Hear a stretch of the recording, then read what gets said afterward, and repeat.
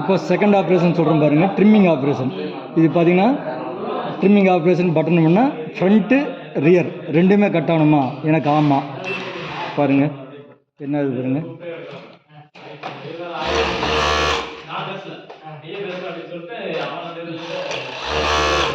Front back ரெண்டு பக்கம் பிசிறு வெட்ட வேண்டியது கட் ஆயிடுச்சு. இப்போ எனக்கு கட்டிங் வந்து எனக்கு கை நூல் கோக்கணும், எனக்கு ஃப்ரண்ட்டில் வேண்டாம், பேக்கில் மட்டும் வெட்டணும். ஏன்னா கை நூல் கோக்கிறதுக்கு முன்னால் நம்மளுக்கு பிசிறு வேணும் இல்லைங்களா? அப்போது எனக்கு பின்னால் மட்டும் கட் பண்ணணும்னு நான் வைக்கிறேன். பாருங்கள் ப்ரோக்ராம். இப்போ என்னது பார்த்தீங்கன்னா கை நூல் கோக்கிற அளவுக்கு உங்களுக்கு கை நூல் கோக்கில் விட்டுட்டு கட் ஆகிக்குது, தெரியுதுங்களா? பேக் சைடு கட் பண்ணிடுச்சு. இப்போ எனக்கு பேக் சைடு எதுக்கோ வேணும் அப்படின்னு நீங்கள் நினைக்கிறீங்க.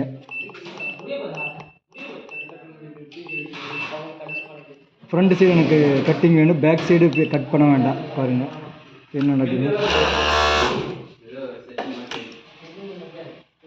பேக் சைடு கட்டிங் வேண்டாம்னா இந்த மாதிரி வச்சுக்கலாம். அடுத்து பார்த்தீங்கன்னா உங்களுக்கு டேப் கட்டுற ஆப்ஷன் இருக்குது. இல்லை நீங்கள் தைச்சி முடிச்சுட்டு ஏதாவது த்ரெட் கட் ஆகலை இல்லை டேப் வெட்டணும்னா வெட்டினீங்கன்னா கையில் பீஸ் வெட்டிடும், தெரியுங்களா? இந்த மாதிரி ஹேண்ட் கட்டரும் இருக்குது, சரிங்களா? கையில் கட் பண்ணி